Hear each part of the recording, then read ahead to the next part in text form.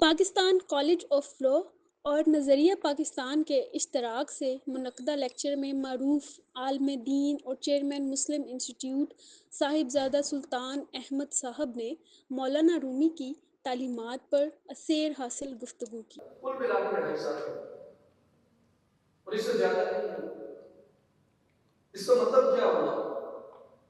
اس کا مطلب یہ ہوا کہ اگر وہ جس جگہ آپ کو محبت ہے، وہ عشق ہے، اگر وہاں واقعتاً سچائی ہے تو وہ ایک طویل رفاقت کی احتیاج نہیں کرتی، بلکہ وہ اس کوالٹی کی احتیاج رکھتی ہے جو اس تعلق کے اندر، وہ چاہے روحانیت کی بنیاد پہ ہو، حتیٰ کہ اگر وہ دنیاوی طور پہ بھی ہو، اس میں وقت کوئی معنی نہیں رکھتا، اس میں اس کی کوالٹی معنی رکھتی ہے کہ اس کی کوالٹی کیا ہے۔ تو مصنوعی ایک ایسی کتاب ہے مولانا رومی کی جو آپ کو بوریت کا احساس نہیں ہونے دیتی، آپ کو تھکاوٹ کا، اکتاہٹ کا احساس نہیں ہونے دیتی، اور بہت ہی اس کو رومی نے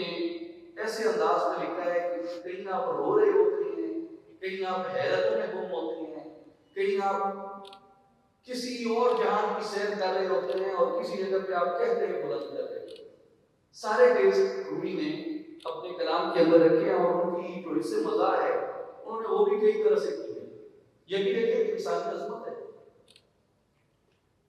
کئی مقامات پہ مولانا رومی بڑی سنجیدہ بات میں چلتے چلتے ایک چھوٹا سا چٹکلا چھوڑ دیتے ہیں، جسے ہم کہتے ہیں ایک چھوٹی سی بات کر دیتے ہیں جس سے اچانک آپ کی ہونٹوں پہ ہنسی آ جاتی ہے۔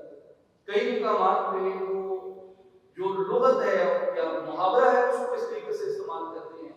کہ آپ اس سے بڑا محسوس ہوتے ہیں، اور کئی مقامات پہ وہ حکایات ایسی بیان کرتے ہیں جن حکایات کے ساتھ آپ کے اوپر ایک ہنسی کی کیفیت تاری ہو جاتی ہے۔ مثال کے طور پہ مولانا رومی ایک بڑی سنجیدہ بات کر رہے ہیں کہ گدھے اور حضرت عیسیٰ علیہ السلام کی مثال سے کہ تمہارا جسم گدھا ہے اور تمہاری روح حضرت عیسیٰ ہے، تمہیں چاہیے کہ غموں کا بوجھ جو ہے وہ عیسیٰ کے اوپر نہ ڈالو، بلکہ غموں کے بوجھ کو، مشقت کے بوجھ کو تم گدھے کے اوپر رکھو، تو تاکہ تمہاری روح مسرور ہو، تمہاری روح شاداب ہو۔ تو یہ مثال کی بات کرتے ہوئے مولانا فرماتے ہیں، برسر عیسیٰ نہالا تن یہ بات، تم نے گٹھڑی کا سارا بوجھ جو ہے وہ تو عیسیٰ کے اوپر رکھ دیا ہے، یعنی روح کے اوپر رکھ دیا ہے۔ ہر ستیزہ میزنت در مرغزار، اور تمہارے جسم کا گدھا مرغزار کے اندر جو لتیاں مارتا پھر رہا ہے، بڑی لائبر سی بات ہے۔ اسی طرح گدھے کے بارے میں اور بھی پہلے دفتر کی پہلی ہدایت میں بھی مولانا نے کچھ شبہات لگایا ہے، تھوڑا سا جسے میں یہاں ریفر نہیں کر سکتا۔ اسی طرح مولانا نے ایک مقام پہ غالباً دوسرے دفتر میں ایک محاورہ استعمال کیا ایک آدمی کا، ایک ایسے میزبان کا جو بات بات پہ لاہور کہتا ہے۔ اگر آپ فارسی کا یا حتیٰ کہ اردو کا بھی تھوڑا سا شغف کرتے ہیں اور ان جملوں کو پڑھتے ہیں جس طریقے سے مولانا نے ان کو بدلا ہے، تو یہ آپ کو کتاب پڑھتے ہوئے آپ کی لطافت جو ہے اسے دوبارہ کرتے ہیں۔ قرآن کے بارے میں ہمارا پورا پرسپیکٹو یہ بات تبدیل کر دیتے ہیں، اور میں نے یہ اسپیشلٹی